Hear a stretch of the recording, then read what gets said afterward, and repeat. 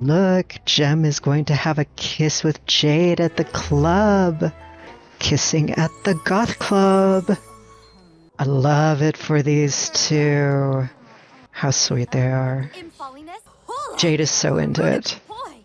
She is very into where we are, into what we're doing, into everything that Jem is.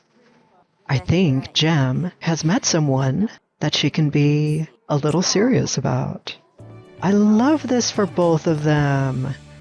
Jem, go on home now. Oh, she's so happy. Don't sleep at the club. Go home.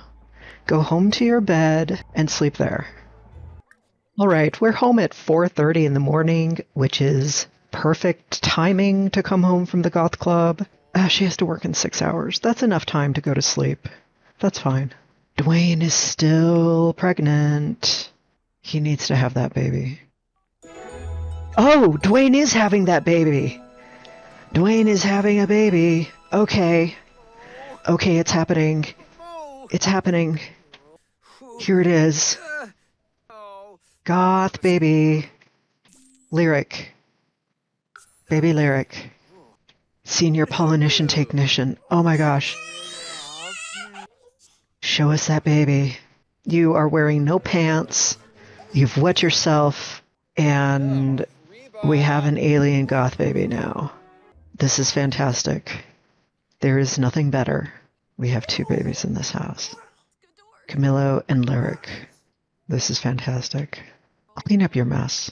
Liberty. Okay, most of the Sims are doing pretty well. Everyone is going to have to go meet the baby.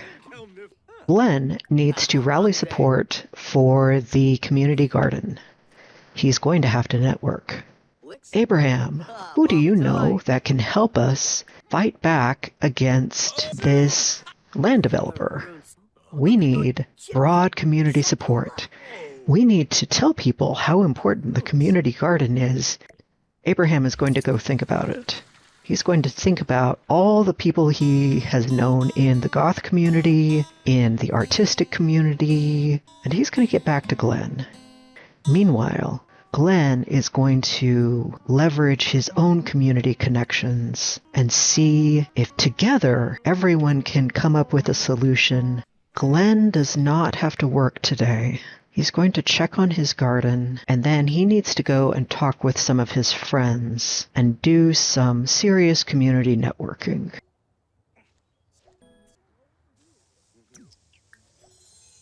Glenn is focused. He is feeling motivated. So he and Gunther are going to go and talk to some old friends of his. They're going to travel to Evergreen Harbor. And here in Evergreen Harbor, they are going to talk to Utopian Dave and Swaggy Vegan. Utopian Dave and Swaggy Vegan are the people who run the anarchist info shop. The two of them took over from the last people who were keeping the info shop open. The last people decided that they needed to move to the desert and brew kombucha for dogs. This dog kombucha plan was really going to conflict with keeping the info shop open for like 4 hours a week. And so Swaggy Vegan and Utopian Dave decided, hey, rather than... Oh, Gunther and Utopian Dave are definitely having a moment over here. Well, it is Love Day. I think all four of these people are really having a very distinctive moment together, and that's really great.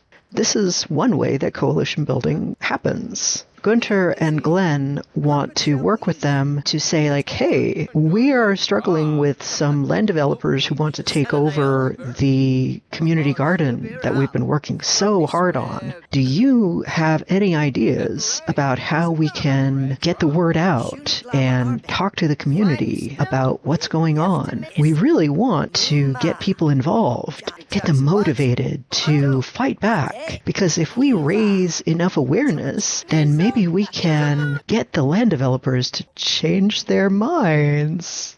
Swaggy Vegan strikes again. Let's take a look around the info shop.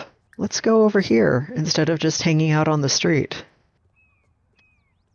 I I really wanted to build this info shop, and then I'm going to turn it into a small business once the small business pack comes out. But I guess we can't go inside without switching control. So we're going to stand out in the rain and talk to Utopian Dave and Swaggy Vegan for another few minutes. So Swaggy Vegan definitely has a few ideas about getting broad community support. First, you have to go to where people are. You can't expect them to come to you. You have to go to them. Utopian Dave is like, yeah, those are really important communities. So why don't you go there and tailor your messages to appeal to them? Glenn thinks, wow, these are some really good suggestions, guys. They're like, yeah, this is how coalition building begins. Oh, look. Layla wants to go on a date with Glenn. Do you remember Layla? Layla was the sim that Glenn met at the Gnome's Arms. Layla had this totally freewheeling energy. She was willing to seductive dance with him in front of the dishes. Layla was fun. Glenn is stinky. He needs to go to the bathroom, but we are 100% going on a date with Layla right now. Okay, she's charmed by him anyway. Glenn, I am going to let you use the bathroom really fast, and then you need to pay attention to your date, because Layla wants to get to know us. It's so good to see you, girl. Look how happy you are. Okay, Glenn, hurry through this. Hurry through this, then go find Layla. There she is. Let's talk to her. Let's enchant her. Back behind the bar, right where we belong. Okay, you're singing again. Let's check in on her. How's she doing? Can we flirt with Layla? We could be woohoo partners. Let's try to work on the pink bar just a little bit, because right now we don't have any pink with Layla. Thank you for brushing your teeth before a date, Glenn. Brushing your teeth on a date is less optimal. Okay, she's not into pickup lines. Maybe this is just a friendly date. That's okay too. You can just have fun together. Or maybe she's turned off by just how smelly he is, which is really, really, really fair. She's like, I thought you would arrive a little more date ready. Can we give her a gift? We were going to give some strawberries to Utopian Dave. Let's give a flirty potion to Layla. Would she enjoy that? Maybe the green went up a little bit, but we're still in the red relationship-wise. Let's keep talking. We are still on a date. Why are we still in the bathroom? Glenn, this is not very tasteful. Let's try one more flirtatious interaction. That might have been positive. I think we decreased the red just a little bit. Okay, we have the smallest bit of pink. Glenn is afraid that he's blown it. Ritvik has asked Layla on a date. Well, Glenn doesn't want to discourage her, but nor does he want to give the impression that he's disinterested. So Glenn is going to let Layla decide for herself. He is so stinky. He needs to go home.